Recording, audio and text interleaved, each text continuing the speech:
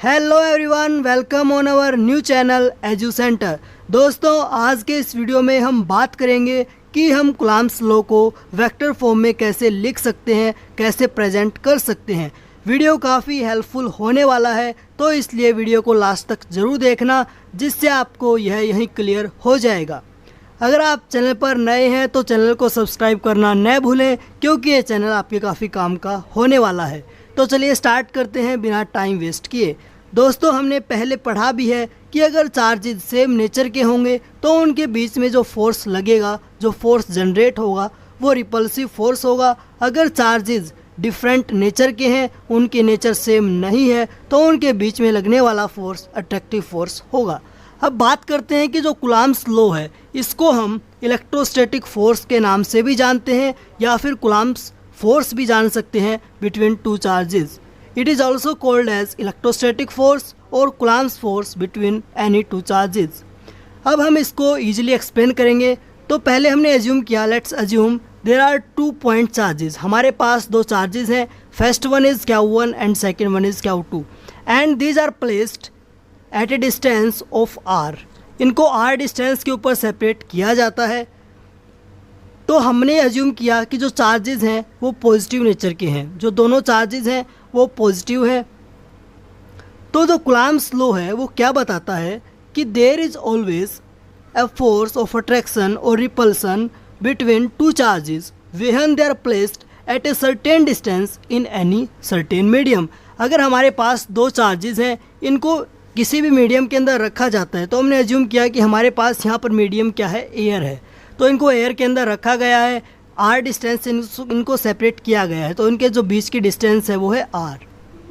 अब हम इसको डिराइव करेंगे। डिराइव करने से पहले जो इसकी सिंपल फॉर्म होती है वो बता दूं आपको, वो क्या होती है कि जो फोर्स होगा वो डायरेक्टली प्रोपोर्शनल होता है product of the charges divide by square of distance between them. या फिर हम बोल सकते हैं प्रोपोर्शनलिटी को हटाएंगे तो यहाँ पर क्या आएगा, k Q1 Q2 divide by r square. अब हमें इसको वेक्टर फॉर्म के अंदर रिप्रेजेंट करना है, तो हम उसके लिए क्या करेंगे। तो हमने एज्यूम किया कि हमारे पास ये दोनों चार्जेस पॉजिटिव थे। तो अगर पॉजिटिव चार्जेस होंगे, लाइक चार्जेस तो हमेशा रिपेल करते हैं और अनलाइक चार्जेस हमेशा अट्रैक्ट करते हैं। ये हम बचपन से पढ़ते आ रहे हैं। तो जो अगर पॉजिटिव चार्जेस हैं तो दोनों के बीच में रिपल्सन होगा, तो ये चार्जेस रिपेल होके इस साइड आएगा और ये चार्जेस रिपेल होके इस साइड जाएगा। तो हमने इसको ड्रॉ कर दिया है यहाँ पर एक डायग्राम के द्वारा। ये चार्जेस इस साइड आएगा राइट, और ये चार्जेस लेफ्ट में मूव करेगा। तो हमारे यहाँ पर जो फोर्स जनरेट होगा ड्यू टू दिस चार्ज, हम बोल सकते हैं कि force on second charge due to first charge will be equal to F21, और ऊपर हम क्रॉस लगा देंगे, एरो लगा देंगे, क्योंकि वेक्टर को हम ऐसे ही डिनोट करते हैं। तो हमें ये अच्छे से समझ में आना हो गया होगा कि जो फोर्स होगा, force on second due to 1 will be written as F21 vector. अब ऐसे ही हम सिमिलर वे में इस फोर्स को लिख सकते हैं कि जो फोर्स इसके ऊपर लगेगा ड्यू टू Q2, वो क्या होगा, F on 1 due to second will be this F12 vector. अब हम बात करते हैं, यहाँ पर हमने फोर्स की बात कर ली।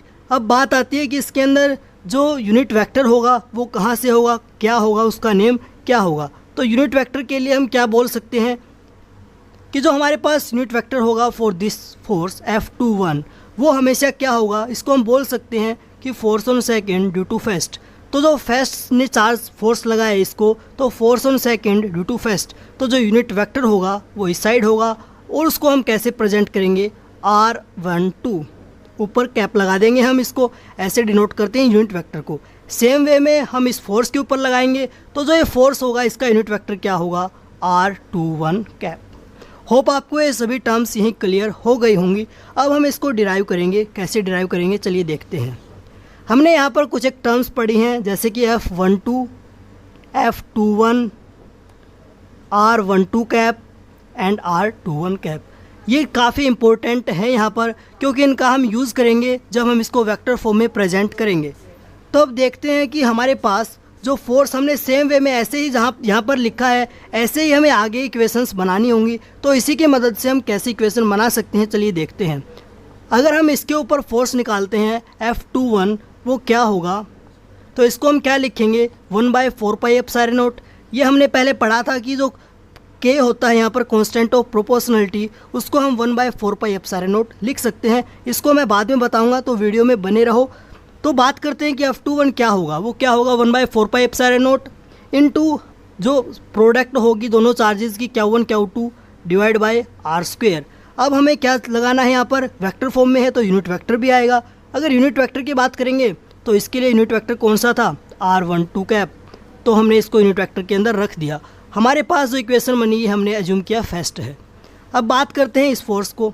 ये फोर्स कैसे निकलेगा, F12 वेक्टर। ये क्या होगा, यहाँ पर सेम वे में लिख देंगे 1/4πε0 Q1 Q2 divide by r²। और यहाँ पर यूनिट वेक्टर क्या होगा इसका, r21।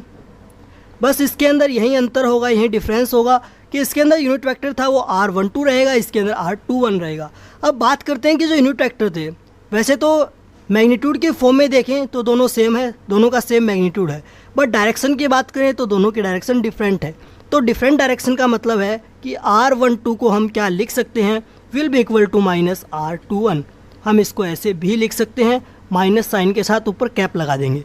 तो जो r12 कैप होगा वो हमेशा किसके इक्वल होगा, माइनस ऑफ r21 कैप के। अब हम ये थर्ड इक्वेशन मान ली हमने, तो पुट थर्ड इन फर्स्ट। हम फर्स्ट के अंदर जो r12 था उसको रिप्लेस कर देंगे किससे, -r21 से। अगर मैं इसको यहीं पर लिख देता हूँ एक बार, यहाँ पर अगर इसको हमने r21 लिखा तो हमारे पास माइनस साइन भी आएगा, तो माइनस साइन हमने यहाँ पर लगा दिया।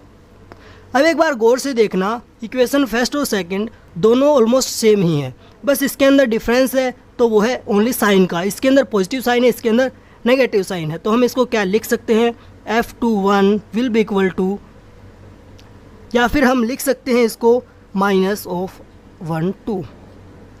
हमारे पास जो लास्ट में कंक्लूजन निकला वो क्या निकला, F21 vector will be equal to -F12 vector, क्योंकि दोनों सेम थी, बस इसके अंदर डिफरेंस है तो वो है साइन का। तो इसका मतलब जो फोर्स होगा इनके बीच में वो क्या होगा, रिपल्सिव नेचर का फोर्स होगा, क्योंकि हमारे पास जो दोनों चार्जेस थे वो पॉजिटिव थे, लाइक चार्जेस थे, तो लाइक चार्जेस हमेशा रिपेल करते हैं।